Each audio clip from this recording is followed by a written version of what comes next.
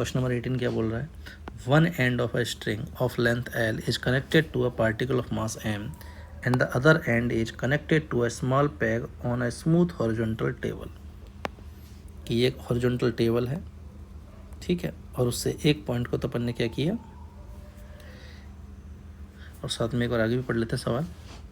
If the particle moves in a circle with speed v, the net force on the particle directed toward the centre कितना होगा, t जो है वो tension को denote कर रहा है। ध्यान से देखिएगा, ये हमारे पास एक हॉरिजॉन्टल टेबल है, यहाँ एक कील लगी हुई है और इसमें l लेंथ में एक m मास का पार्टिकल कांस्टेंट स्पीड से क्या कर रहा है, सर्कुलर मोशन।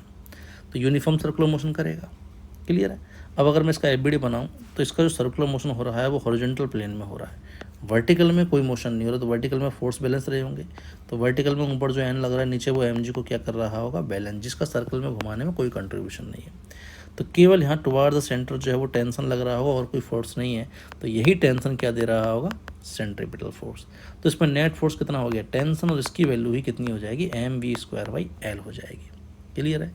तो आपसे बोला क्या है कि आपसे पूछा है net force on the particle कितना होगा, तो टेंशन होगा, टेंशन भी बोल सकते हो या बोल सकते हो mv²/L। तो करेक्ट आंसर क्या आ जाएगा, फर्स्ट ऑप्शन। क्लियर है बेटा। नेक्स्ट क्वेश्चन की तरफ चलते हैं।